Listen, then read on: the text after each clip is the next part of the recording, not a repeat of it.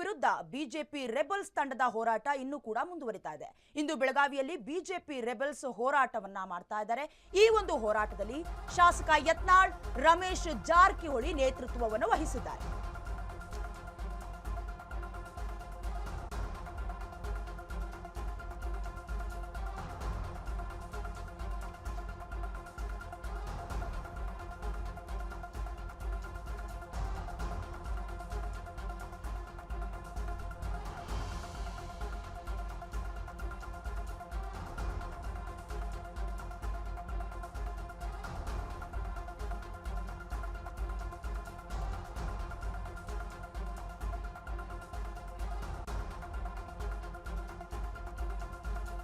ವಕ್ಫ್ ವಿರುದ್ಧ BJP rebels ತಂಡದಿಂದ ಹೋರಾಟ ನಡೀತಾ ಇದೆ. ಇವತ್ತು ಬೆಳಗಾವಿಯಲ್ಲಿ ಬಿಜೆಪಿ ತಂಡದವರು ಏನಿದ್ದಾರೆ, ರೆಬಲ್ಸ್ ತಂಡ ಅಂತ ಗುರುತಿಸಿಕೊಂಡಿರೋರು ಹೋರಾಟ ಮಾಡೋದಕ್ಕೆ ಮತ್ತೆ ಮುಂದುವರಿತಾ ಇದ್ದಾರೆ.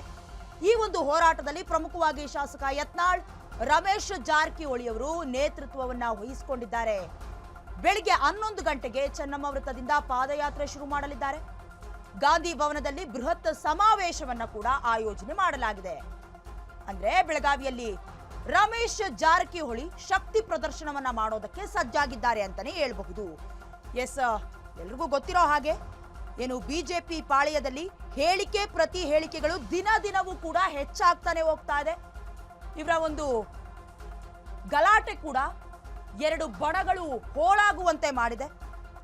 ಜೊತೆಲಿ ಒಂದು ಕಡೆ ರೆಬಲ್ ಟೀಮ್ ಅಂತಾನೆ ಕರೆಸ್ಕೊಳ್ತಾ ಇರುವಂತಹ ರಮೇಶ್ ಜಾರಕಿಹೊಳಿ, ಯತ್ನಾಳ್ ಹಾಗೆ ಅರವಿಂದ್ ಲಿಂಬಾವಳಿ ಒಂದು ಟೀಮ್ ಅನ್ನ ಮಾಡಿಕೊಂಡು ನಾವು ವಕ್ಫ್ ವಿರುದ್ಧ ಹೋರಾಟವನ್ನ ಮಾಡ್ತೀವಿ, ಇವತ್ತು ಬೆಳಿಗ್ಗೆ 11 ಗಂಟೆಯಿಂದ ಅದಕ್ಕೆ ಸಂಬಂಧಪಟ್ಟಂತೆ ಪಾದಯಾತ್ರೆಯನ್ನ ಕೂಡ ಕೈಗೊಳ್ತೀವಿ ಅಂತ ಒಂದ್ ಕಡೆ ಹೇಳ್ತಾ ಇದ್ರೆ, ಮತ್ತೊಂದು ಬಣ BY ವಿಜಯೇಂದ್ರ ಅವರ ಬಣ ಮೊನ್ನೆಯಿಂದಲೂ ಕೂಡ ಕೋಲಾರದ ಕುರುಡುಮಲೆ ದೇವಸ್ಥಾನದಿಂದ ಟೆಂಪಲ್ ರನ್ ಅನ್ನ ಕೈಗೊಂಡು ಯತ್ನಾಳ್ ಅವರಿಗೆ ಒಳ್ಳೆ ಬುದ್ಧಿ ಕೊಡ್ಲಿ ಅನ್ನುವಂತಹ ನಿಟ್ಟಿನಲ್ಲಿ ಅವರು ಒಂದು ಕಡೆ ಪ್ರತಿಭಟನೆಯನ್ನ ಮಾಡ್ತಾ ಇದ್ದಾರೆ. ಜೊತೆಗೆ ವಿಜಯೇಂದ್ರ ಬಣದಲ್ಲಿ ಏನು ರೇಣುಕಾಚಾರ್ಯ ಇದ್ದಾರೆ, ಅವರು ಕೂಡ ಪಕ್ಷದಿಂದ ಯತ್ನಾಳ್ ಅವರನ್ನ ಉಚ್ಚಾಟನೆ ಮಾಡಬೇಕು, ಸ್ಥಾನದಿಂದ ತೆರವುಗೊಳಿಸಬೇಕು, ಇದಕ್ಕೆ ನಾವು ಹೈಕಮಾಂಡ್ಗೆ ಕೂಡ ನಾವು ಆದೇಶವನ್ನ ನೀಡ್ತೀವಿ ಅಂತ ಒಂದ್ ಕಡೆ ಹೇಳಿದ್ರೆ, ಇದಕ್ಕೆ ಸಂಬಂಧಪಟ್ಟಂತೆ ಜೋಶಿ ನಿಯೋಗದಿಂದ ಸಂಧಾನ ಕೂಡ ನಡೀತು. ಈ ಸಂಧಾನದಲ್ಲಿ ಏನಾಯ್ತು ಅಂತ ಹೇಳಿದ್ರೆ, ಜೋಶಿ ನೇತೃತ್ವದ ತಂಡದಿಂದ ಹೈಕಮಾಂಡ್ಗೆ ದೂರನ್ನ ಸಲ್ಲಿಸಲಾಗಿತ್ತು.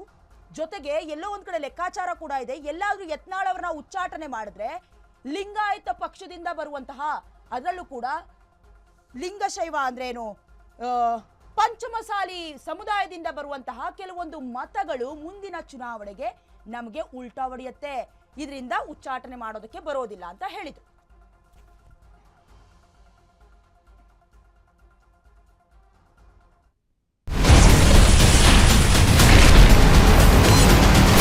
Ashwavega English News. Coming soon. Your channel, your voice, your trust.